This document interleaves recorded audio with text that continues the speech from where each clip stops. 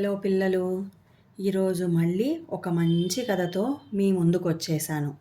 కథ పేరు చదువు చేసిన మేలు.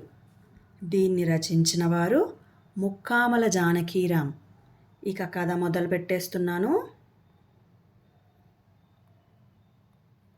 కొండకిందిపురం గ్రామంలో అడిమయ్య అనే రైతు ఉండేవాడు. అతనికి 2 ఎకరాల పొలం ఉండేది. దానిలో రకరకాల కూరగాయలు పండించేవాడు. పండించిన కూరగాయలను ఊర్లోనే అమ్ముతూ జీవనం కొనసాగించేవాడు. కూరగాయలు ఎవరు అడిగినా పెట్టేవాడు. డబ్బులు ఇవ్వమని బలవంతం చేసేవాడు కాదు. కొన్ని రోజులు పోయాక ఇస్తాం అనేవారు గ్రామ ప్రజలు.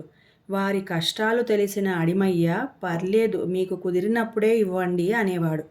అడిమయ్య పొలం కొండకు అవతలి వైపు ఉండడంతో వానాకాలంలో పొలం నీట మునగకుండా చక్కగా చేతికి వచ్చేది. ఊళ్ళోని మిగతా వారి పొలాలేమో కొండ కింద ఉండటంతో వానాకాలంలో పొలాలన్నీ నీట మునిగేవి. దాంతో వాళ్ళు నష్టపోయి డబ్బుకి కటకటగా ఉండేది. అందుకే అడిమయ్య తనకు తోచిన విధంగా అలా కూరగాయలు ఇస్తూ చేతనైన సహాయం చేసేవాడు. ఎప్పటిలాగే ఆ ఏడు కూడా వర్షాలు బాగా కురవడంతో చెరువు కట్ట తెగిపోయి గ్రామంలోకి పంట పొలాల్లోకి నీరు చేరింది. కష్టపడి సాగు చేసిన పంట చేతికొచ్చే సమయానికి నీళ్ల పాలవడంతో గ్రామస్తులంతా విచారంలో మునిగిపోయారు. రోజులు గడుస్తున్నాయి. గ్రామంలో ఎక్కడా సంతోషం కనబడడం లేదు. పంట చేలన్నీ మునిగిపోయాయి. ఇళ్లల్లోకి మురుగునీరు వచ్చి చేరింది. ఊరు సంతోషమే తన సంతోషం అనుకునే అడిమయ్య దిగాలుగా కూర్చున్నాడు. తండ్రి మనసు తెలిసిన 13 ఏళ్ల కూతురు సింధు కూడా చాలా బాధపడింది. ప్రతి సంవత్సరం మా ఊరికి ఎందుకిలా జరుగుతోంది? మా ఊరి వాళ్ళెప్పుడు బాధపడుతూ ఉండాల్సిందేనా అని ఆలోచించింది సింధు. తలుక్కున తన సాంఘిక శాస్త్ర ఉపాధ్యాయుడు చెప్పిన ఎత్తుపల్లాలు అనే పాఠం గుర్తుకు వచ్చింది ఆమెకి. వెంటనే తండ్రి దగ్గరికి వెళ్ళి, నాన్న, నీరు పల్లం వైపు పయనిస్తుంది కదా, మన ఊరేమో కొండ కింద ఉన్నది కదా, అంటే కొండ మీద నీరంతా కిందున్న ఊళ్ళోని పొలాల్లోకి చేరుతుంది. ఇదే కదా మన ఊరి సమస్య. ఆ వరదను అడ్డుకోవాలంటే ఎవరి పంట చేలల్లో వారు ఆనకట్టలు వేసి నీరు నిల్వ ఉండే విధంగా చిన్న చిన్న గుంతలు తీస్తే సరి. దానివల్ల భూమిలో నీటి నిల్వ సామర్థ్యం కూడా పెరుగుతుంది. పంట చేలకు ఎలాంటి నష్టం జరగదని మా టీచర్ చెప్పారు నాన్న. మన ఊర్లో అలా చేస్తే మంచి ఫలితం ఉంటుంది అని చెప్పింది.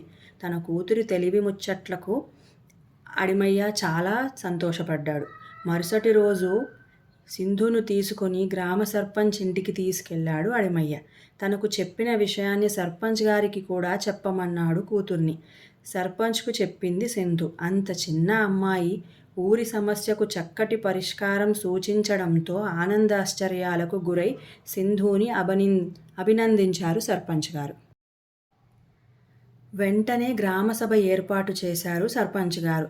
ప్రతి ఏడాది వర్షాల వల్ల మన పంట పొలాలన్నీ మునిగిపోయి నష్టం జరుగుతోంది. కాబట్టి వచ్చే ఏడాది ఇలా జరగకుండా ఉండాలంటే మనమంతా ఎవరి పొలాల్లో వాళ్ళు ఆనకట్టలు ఏర్పాటు చేసుకోవాలి.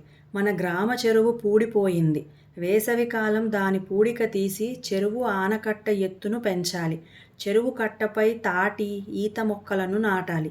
దానివల్ల గీత కార్మికులకు పని దొరుకుతుంది అని వివరించారు సర్పంచ్ గారు. ఆ రోజు నుంచి పని మొదలుపెట్టారు ప్రజలు. ఎవరి పొలాల్లో వాళ్ళు గుంతలు తవ్వి ఆనకట్టలు కట్టుకున్నారు. వేసవికాలం రాగానే చెరువు పూడికను తీసి చెరువు కట్ట ఎత్తును పెంచారు. కట్టపై మొక్కలు నాటారు. వర్షాకాలం రానే వచ్చింది. భారీ వర్షం పడినా గ్రామంలోకి నీరు రాలేదు. పంట పొలాలు మునిగిపోలేదు. గ్రామ ప్రజలంతా చాలా ఆనందించారు. పంట చేతికొచ్చింది. మరుసటి ఏడాది సంక్రాంతి సంబరాలు అంబరాన్నంటేలా జరుపుకున్నారు. చదివిన చదువును, నేర్చుకున్న విషయాలను ఆచరణలో పెట్టాలన్న ఆలోచన చేసిన సింధును సన్మానించారు. తండ్రికి తగ్గ కూతురని మెచ్చుకున్నారు. ఇక కథ సమాప్తము.